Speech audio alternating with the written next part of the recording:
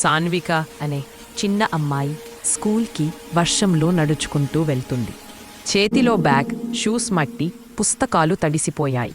పిల్లలు ఆమెను చూసి నవ్వుతారు. టీచర్ కూడా పుస్తకాలు ఎందుకు తడిసాయంటూ మందలిస్తారు. అయినా సాన్విక నిశ్శబ్దంగా నవ్వుతూ కూర్చుంటుంది. స్కూల్ అయిపోయి ఇంటికి వెళ్తున్నప్పుడు రోడ్డు పక్కన ఒక చిన్న బాయి వర్షంలో వణుకుతూ కనిపిస్తాడు.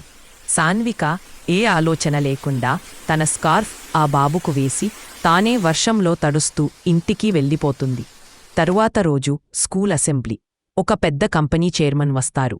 అతను నిన్న సాన్విక సహాయం చేసిన ఆ చిన్న బాబుకి తండ్రి. అందరి ముందు చెప్తాడు, ఈ అమ్మాయి నా బిడ్డను కాపాడింది. ఇకపై సాన్విక చదువు, పుస్తకాలు అన్నీ నేను చూసుకుంటాను. పిల్లలు చప్పట్లు కొడతారు. నిన్న ఆమెను చూసి నవ్విన పిల్లలు క్షమాపణ అడుగుతారు.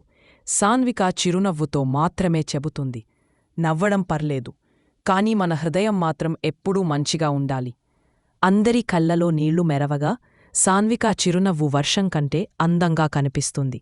మోరల్: వర్షం బట్టలను తడపగలదు, కాని మంచితనాన్ని తడపలేదు. మన మంచితనం ఎప్పుడో ఒకరోజు మనకే తిరిగి వస్తుంది. ఫ్రెండ్స్, ఇంత సహాయం చేసిన సాన్విక మీరు ఇంకా మా ఛానల్ని లైక్ చేసి సబ్స్క్రైబ్ చేయలేదని బాధపడుతుంది.